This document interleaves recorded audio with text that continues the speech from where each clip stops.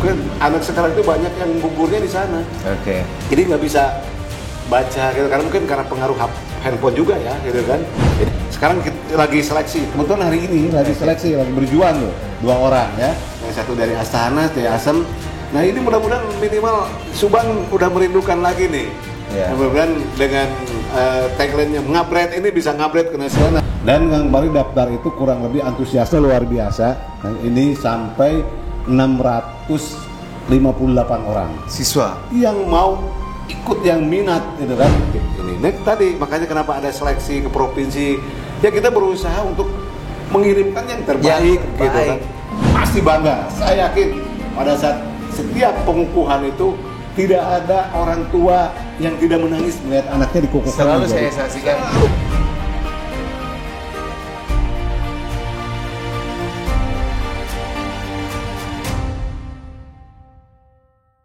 Assalamualaikum warahmatullahi wabarakatuh. Anda kembali bergabung di Notif, ngobrol inspiratif Korpri Kabupaten Subang bersama saya Adam Al-Malik. Kalau sudah ada notif, itu artinya ada pesan penting yang akan disampaikan untuk Anda. Kali ini narasumber sudah hadir di tengah-tengah kita dari Kesbangpol Kabupaten Subang. Sedikit tentang Kesbangpol, informasi untuk Anda. Ini adalah lembaga atau badan di pemerintah daerah untuk terus bisa menemukan rasa nasionalisme masyarakat. Kita langsung saja narasumber kita sapa. Narasumber kita pada kesempatan kali ini ada Pak Apip Salam. Diawali dengan salam berarti ya. Assalamualaikum Pak Apip. Waalaikumsalam warahmatullahi wabarakatuh. Sampurasun. Rampes. Ini semangatnya sudah sangat luar biasa ya. Kalau saya taunya Kesbangpol istilahnya punya peranan untuk terus menjaga rasa nasionalisme masyarakat. Tapi pada kesempatan kali ini bukan hanya tentang Kesbangpol itu sendiri, kita akan lebih fokus terkait peranan Kesbangpol yang masyarakat tahu. Kesbangpol itu adalah punya peranan untuk bisa mendidik, merangkul, memberi wadah kepada siswa-siswi calon paskibraka. Bukankah seperti itu Pak Apip? Sangat betul sekali. Tapi sebelum ke obrolan tentang paskibraka, dari Pak Apip sendiri, opening tentang Kesbangpol itu seperti apa? Baik, bismillahirrahmanirrahim. Assalamualaikum warahmatullahi wabarakatuh. Selamat siang, sampurasun, rakyat Subang, gotong royong Subang ngabret. Nah, salam Pancasila. Oh, ada salam Pancasila. Kalau Kesbangpol, salam Pancasila, Bak Kesbangpol, gaspol. Oke. Baik, ini mungkin pertanyaan yang terkait dengan program yang ada di Badan Kesatuan Bangsa dan Politik. Ya, tadi seperti yang disampaikan bahwa Kesbangpol itu sendiri tadi adalah pembinaan terkait dengan penumbuhan rasa cinta tanah air kita terhadap bangsa, kebangsaan, kesatuan, cinta tanah air. Ya, Persatuan Kesatuan juga sedikit tentang pendidikan politiknya di Badan Kesatuan Bangsa dan Politik. Nah, salah satu yang mungkin sekarang akan saya bahas kali ini di Notif ialah tentang program pasukan pengibar bendera pusaka, yaitu Paskibraka. Nah, ini salah satu program kegiatan yang ada di kami, jadi salah satu program kerja Badan Kesatuan Bangsa dan Politik. Tapi sebelumnya tak kenal maka tak sayang. Oke. Jadi izinkan saya memperkenalkan diri, nama saya Apip Salam Rahmat. Saya di Kesbangpol yaitu selaku Kepala Bidang Ideologi, Wawasan Kebangsaan dan Karakter Bangsa. Baik. Nah, salah satunya ya, saya yang membidangi kegiatan yaitu pembentukan Paskibraka Kabupaten Subang tahun 2025. Oke. Gitu. Saya jadi tahu ternyata kalau mau jadi paskibraka itu berarti lewat Kesbangpol. Betul. Masyarakat betul. Mungkin masih banyak yang bingung. Bener. Sementara jadi paskibraka itu salah satu bisa dibilang cita-cita atau kebanggaan tersendiri bagi siswa, orang tua dan keluarga. Wah, nih saya terpilih jadi anggota paskibraka Agustusan. Betul. Tingkat kabupaten. Tapi saya harus kemana nih daftarnya atau seleksinya seperti apa? Informasinya saya dapat dari berarti sekarang informasinya adalah dari Kesbangpol. Nah, Pak Apip silakan mungkin bisa menyampaikan terkait program dari Kesbangpol sendiri terkait pembinaan atau perekrutan atau mungkin seleksi dari paskibraka itu tahapan-tahapan yang lain sebagainya seperti apa? Boleh. Nah, jadi Paskibraka yaitu dasarnya yaitu Peraturan Presiden Nomor 51 Tahun 2022 tentang Program Pasukan Pengibar Bendera Pusaka. Nah, ini di bawah naungan BPIP, Badan Pembinaan Ideologi Pancasila. Emang ke Kesbangpol Paskibraka itu baru mulai tahun 2023. Oke, 2 tahun. Sebelumnya di Disparpora. Nah, karena sekarang di bawah BPIP dan sekarang Kesbangpol itu sendiri bukan hanya membidangi Paskibraka, tapi mencari calon kaderasi pemimpin terbaik gitu kan, yang berkarakter Pancasila. Jadi program Paskibraka itu ialah mencari program kaderisasi pemimpin yang berkarakter Pancasila. Nah, di sini kita melakukan pembinaan terkait kepemimpinan, kedisiplinan gitu kan. Terus tentang yang nilai-nilai kebangsaan, cinta tanah air bagi putra-putri terbaik di Indonesia. Tadi disampaikan, ditanyakan apa sih bagaimana cara daftar atau tahapan-tahapan pembentukan teknis Paskibraka itu sendiri kan. Nah, kita tentunya untuk menjadi Paskibraka itu ada beberapa tahapan. Jadi nggak begitu langsung saya pilih ini kebutuhan, nggak. Nah, kita kuota Kabupaten Subang itu saya tuh mencari dari sekolah-sekolah itu untuk dijadikan Paskibraka itu kurang lebih kuotanya itu 40 orang. 40 orang. 20 putra, 20 putri menjadi Paskibraka Kabupaten dan 1 pasang menjadi Paskibraka Provinsi Jawa Barat. Jadi langsung kita pilih juga yang untuk ke Jawa Baratnya juga gitu kan. Nah, tahapannya apa? Yang mungkin yang pertama kita akan melaksanakan proses rekrutmen atau seleksi. Nah, dari seluruh sekolah dari yang seluruh sekolah. SMA berarti ya, SMA, iya, SMK. SMA kelas 10 usia itu minimal 16 tahun, maksimalnya 18 tahun. Oke. Jadi kelas 10 itu bisa ikut syarat dasar ya, syarat dasar usianya itu. Di luar itu tidak bisa. Itu kan kelas 11, 12 itu tidak bisa.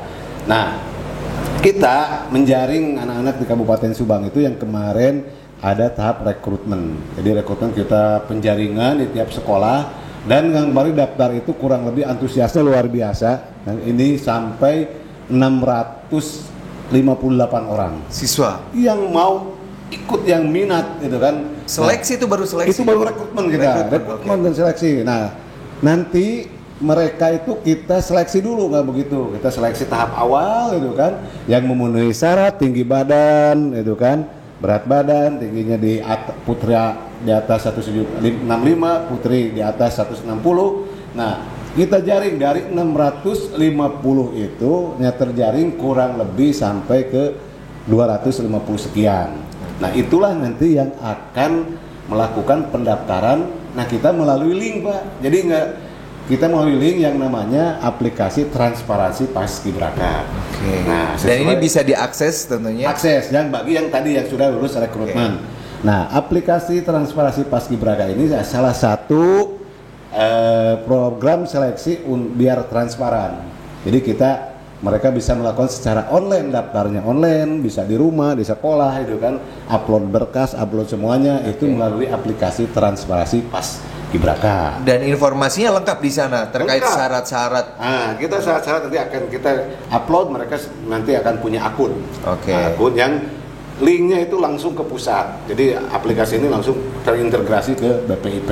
Oke. Jadi untuk adik-adik nih terutama ya, atau mungkin orang tua yang memiliki siswa-siswi yang sekolah kelas 10 dan kelas 10 aja. Kelas 10 aja. Jadi informasinya adalah bahwa syarat menjadi anggota Paskibraka dari tinggi badan nih ya. Ini yang selalu menjadi fokus ya, jadi fokus masyarakat. Ternyata untuk putra itu tinggi badannya minimal 165 dan untuk putri itu 160. minimal 160 gitu. Kemudian setelah tadi ada proses rekrutmen, nah mereka mendaftar dapat akun, nah kita baru melakukan ke tahap seleksi. Nah, mulai dari seleksi administrasi. Oke. Jadi mencakup apa aja tuh untuk administrasi itu ya salah satunya surat KTP, KK, terus surat izin dari sekolah, gitu kan, surat persetujuan dari orang tua, terus lembar kesehatan, keterangan kesehatan, dan rapot kelas 7 gitu kan, semester 1. Nah, itu menjadi kita upload dan itu kita akan seleksi. Tadi itu kan jangan sampai ada yang kelas 2, kelas 3 masuk. Nah, setelah lulus seleksi administrasi itu nanti mereka akan mengikuti tahapan selanjutnya, yaitu seleksi ke TIU dan TWK, tes wawasan kebangsaan dan tes intelijensi umum. Nah, ini sistemnya gugur. Jadi yang dibawa untuk tes wawasan kebangsaan atau PIP itu yang nilainya di bawah 70 itu otomatis gugur. Passing grade-nya kita 70. Jadi kemarin jadi yang 250 sekian. Nah, setelah mengikuti tes TWK, nah itu berkurang. Jadi kurang lebih jadi 120-an. Karena mereka gugur lagi. Otomatis. Jadi mereka sadar diri di bawah 70 keluar. Nah, itu udah lulus. Nah, baru dia akan melakukan tes selanjutnya, yaitu tes TIU, tes intelijensi umum. Nah, itu passing grade juga sama 70, dan dari 70 dari 120 sekian itu yang tersisa cuman kurang lebih 80 orang. Nah, beres itu baru kita melakukan ke tahap seleksi selanjutnya, yaitu seleksi parade dan kesehatan. Nah, ini gugur juga, kesehatan juga nggak semata-mata orang tinggi, tapi kalau matanya punya kekurangan, kelainan misalnya minus atau buta warna, nah itu juga bisa lolos bisa tidak lolos di seleksi ini, atau punya riwayat. Nanti ada tes wawancara kesehatan itu kita detail lah, kita tanya terus ininya kita coba pisusnya kita cek, baca dari jarak sekian sentimeter sampai sekian meter, nah pisusnya berapa. Nah itu kemungkinan anak sekarang itu banyak yang gugurnya di sana. Jadi nggak bisa baca gitu, karena mungkin karena pengaruh handphone juga ya gitu kan. Jadi banyak yang nggak lulus di tes matanya itu. Mohon maaf Pak Apip nih, kembali ke tahapan awal nih. Kalau untuk proses rekrutmen dari total kurang lebih berapa pertama itu? 600 terus 300. Dari 600 itu apakah memang dari Kesbangpol yang mengunjungi sekolah-sekolah atau melalui sosialisasi atau seperti apa nih?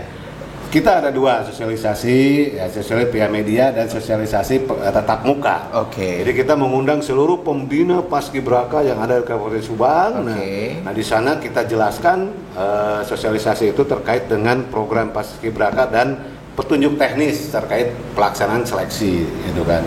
Jadi diundang semua, gitu kan, semua yang ada di Kabupaten Subang, pembina-pembinanya. Jadi melalui sosialisasi dan tatap muka langsung. Langsung. Sebelum kita membahas tentang tahapan-tahapan setelah tadi ada mungkin kurang lebih 120, kemudian diseleksi lagi ada 80 sampai akhirnya terpilihlah 40 Paskibraka terpilih untuk Kabupaten. Paskibraka pasti selalu identik dengan yang namanya upacara Hari Kemerdekaan Republik Indonesia yang dilaksanakan 17 Agustus setiap tahunnya. Berarti seleksi Paskibraka dari program Kesbangpol ini merupakan program rutin tahunan. Rutin tahunan dan memang tahapannya itu masyarakat mungkin perlu tahu apakah mungkin memang setiap seleksi atau rekrutmen itu dilaksananya memang setiap tahunnya bulannya sama, waktunya sama, atau bulan-bulan tertentu atau seperti apa nih? Sama. Kalau waktunya seleksi itu kurang lebih kita di bulan Februari ya. Februari. Seleksi sampai Februari, antara Februari April lah. Nah, itu Februari April kita melakukan seleksi. Nah, setelah itu baru kita ke tahapan pradiklat antara April sampai dengan Juli. Nah, setelah Juli kita melaksanakan pusdiklat, pemusatan pendidikan dan pelatihan. Nah, pusdiklat itu ada pengukuhan.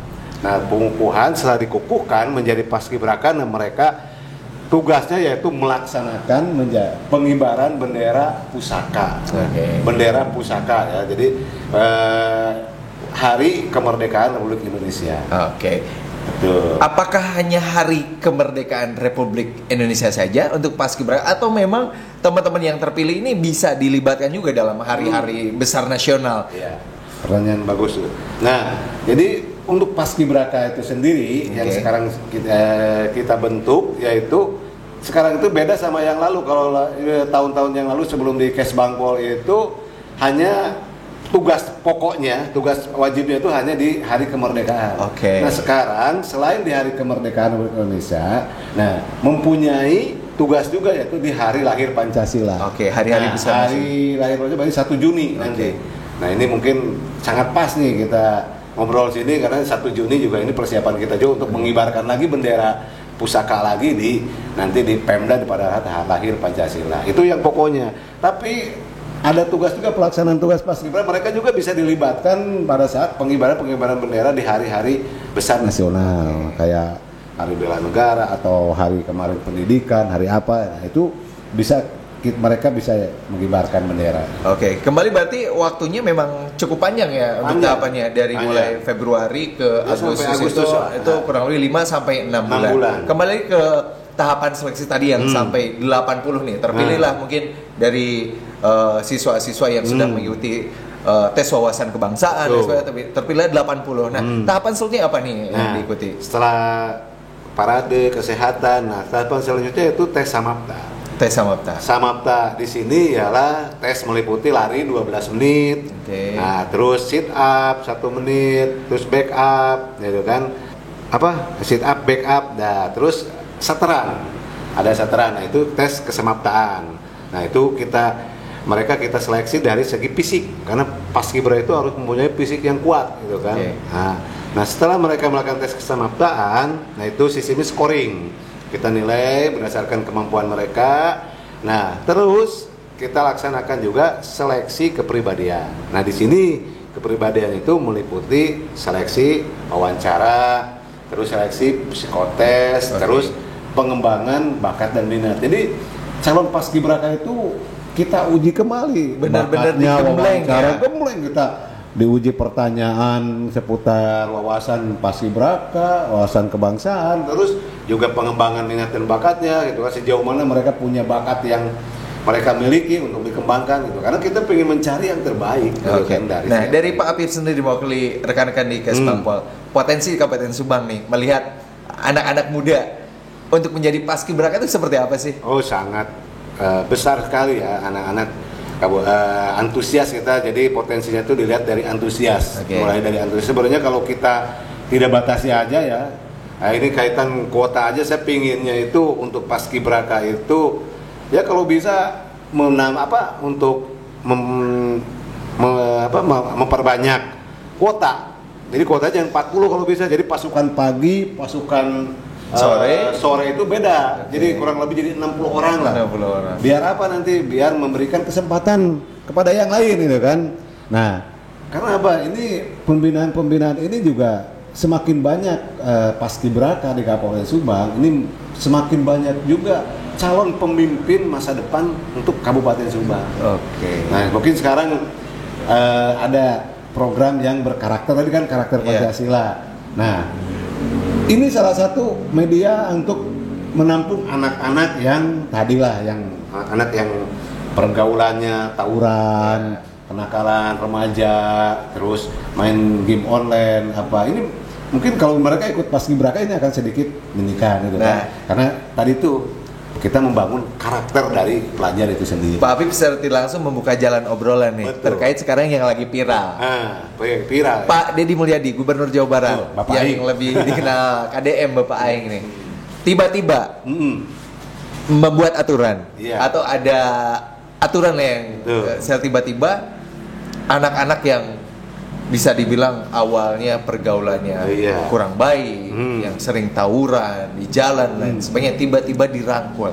Dan di momen hari Kebangkitan Nasional mereka dilibatkan. Apakah dari Kesbangpol sendiri melihat fenomena seperti itu, apa nih tanggapannya? Apakah memang ini menyalahi aturan? Harusnya kan paskibraka itu mengikuti seleksi, mengikuti tahapan-tahapan yang sudah ditentukan. Bagaimana nih rekan-rekan di Kesbangpol melihat fenomena ini? Ya mungkin saya sendiri dengan program tadi namanya itu KDM itu program yang sangat positif mungkin ya. Kita ambil dari sisi positifnya, yaitu tentang pendidikan karakternya. Nah, jadi kita ambil positifnya, jadi anak-anak lebih disiplin, lebih ini gitu kan. Nah, bahkan sampai memberikan apresiasi.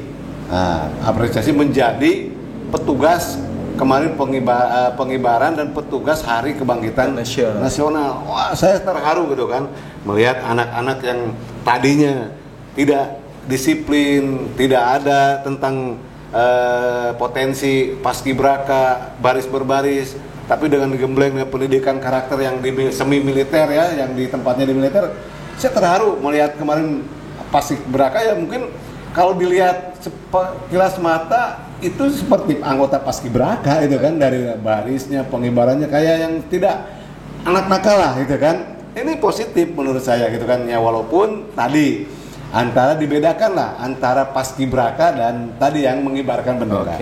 Mereka bisa mengibarkan bendera ya di hari-hari besar, mungkin karena ini sebetulnya kan yang harus mengibarkan, jadi gini, bendera antara paskibra dan paskibraka. Kalau paskibra itu hanya pasukan pengibar bendera. Tapi paskibraka itu ada K-nya, yaitu pusakanya. Nah itu biasanya pusaka itu hari lahir, hari kemerdekaan dan hari lahir Pancasila. Pertanyaan berikutnya nih, boleh nggak anak-anak yang kemarin gitu tiba-tiba jadi pengibar bendera pusaka di hari 17 nanti? Sebenarnya pandangan dari Kesbangpol. Sebenarnya kalau dari segi aturan, itu kita tidak bisa serta-merta begitu saja. Ya mungkin dilibatkan pengibaran benderanya mungkin bisa di tingkat kecamatan. Kalau kecamatan kan mereka bukan pusaka kan, mereka karena kalau pusaka duplikat itu satu kabupaten itu satu bendera. Ada kita duplikat. Jadi kalau di kecamatan makanya bukan paskibraka, tapi paskibra kecamatan. Nah, ini pengetahuan baru lagi nih. Ini kecamatan yang ada kan. Nah, tapi kalau paskibraka itu mereka harus melakukan proses yang namanya pengukuhan. Jadi setelah dikukuhkan menjadi pasukan pengibar mereka baru bisa. Maka pengukuhan itu biasanya satu hari sebelum pengibaran bendera. Jadi harus dikukuhkan dulu mereka menjadi paskibraka. Jadi pertanyaannya tidak serta-merta begitu saja, dan mungkin nanti tinggal teknis pembagian tugas aja. Mungkin mereka bisa nanti di pasukan 45-nya atau pasukan apanya bisa mungkin. Ini intinya enggak. Tanggapan menarik dari Kesbangpol dan pengetahuan baru juga bagi saya untuk masyarakat Subang.